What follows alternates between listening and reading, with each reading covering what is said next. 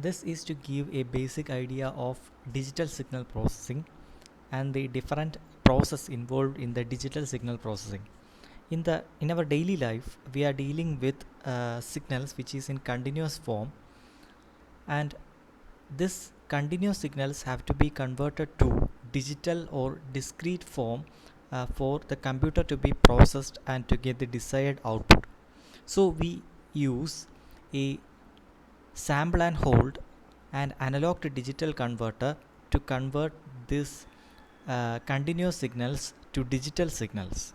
And before that conversion, here the block diagram gives the idea of how the process is done or what are the hardwares we use in the case of the digital signal processing.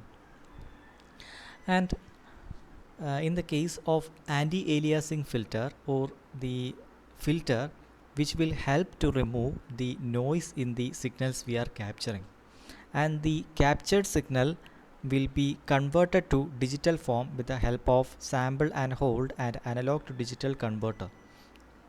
And this digitally converted signal is processed in the case of this block, the DSP block, in which in the case of the DSP block, for the operations that we are dealing with in this subject are done in the case of the DSP block, like different processes like DFT, or the conversion from time domain to frequency domain, or amplifying. Such processes are done in the case of the DSP block, and the signals which are processed will be converted back to analog form with the help of digital to analog converter, and the reconstruction filter will convert the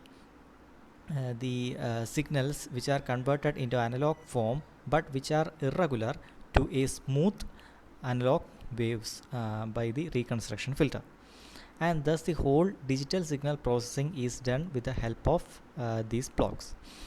But in the case of the digital signal processing, there are some advantages and limitations, and this question can be seen like what is digital signal processing and what are the advantages and limitations of digital signal processing can be generally seen in some of the question papers. So we have to study or make an idea of what is digital signal processing and what are the advantages and limitations of digital signal processing. So the advantages deal with greater accuracy, that is the accuracy. The tolerance of the circuit components used to design the analog filter affects the accuracy, whereas the DSP provides superior control of accuracy. So the next point in the case of advantage is it is cheaper. Then this point can be related to the implementation of algorithms and flexibility in configurations. That is, cheaper means in many applications the digital realization is comparatively cheaper than analog counterpart. That is the use of heavy large inductors, capacitors. Then this type of hardwares can be avoided by using the digital signal processing. And like I said, thus the cheaper point, the main advantage of being cheaper, the digital signal processing, the cheaper way can be associated with the implementation of algorithm. We can apply different algorithms for the processing of the signals, and the flexibility in configuration. That is, without changing the hardware, we just need to change the algorithm. So the flexibility in configuration is a major advantage of the digital signal processing. So in the case of this DSP block, if we want to change the output of the signal, we just need to change the algorithms without changing any hardware. That is the advantage.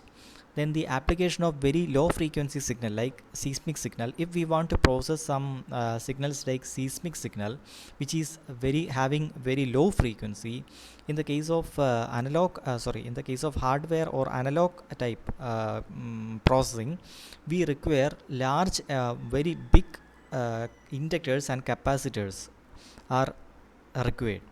But in the case of the digital signal processing, such type of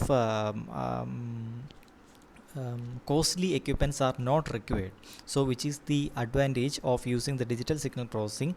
And also for different signals we can time share the signal, so time sharing is another advantage which also reduces cost. So as I have told, this cheaper can be this the digital signal processing being cheaper can be associated with all the points that I have told here. And the ease of data storage is another added advantage. And the limitations include system complexity. Here we can see the system becomes so complex by adding the different sample plus hold. And also the next point is the sampling, that is the sampling and the bandwidth of the signal are related. So if the band limited signals can be sampled without information loss if the sampling rate is more than twice the bandwidth. So if we are having a signal having large bandwidth, we require fast sampling rate, and this fast sampling rate is difficult to achieve in some cases. So practically it will not be possible to achieve this high sampling rate. So it is also a limitations in the case of the digital signal processing. And in the case of the next case is a high power consumption, that is in the case of the analog signal processing we just need an inductor or a capacitor of high configuration, or then the in the case of the digital signal processing it contains several transistors, that is several thousand transistors are required in the case of this digital signal processing, as we are dealing with computers and the computers process the digital signal. So all these transistors will take a high power, or the power dissipation in the transistors will be high when compared to the analog signal processing systems. So these are the advantages and limitations of digital signal processing, which gives an idea of what is digital signal processing. And in the next session we are going to deal with the Fourier transform, which helps for the analysis of the signals in the frequency domain. Okay, in the next session we can deal with that topic.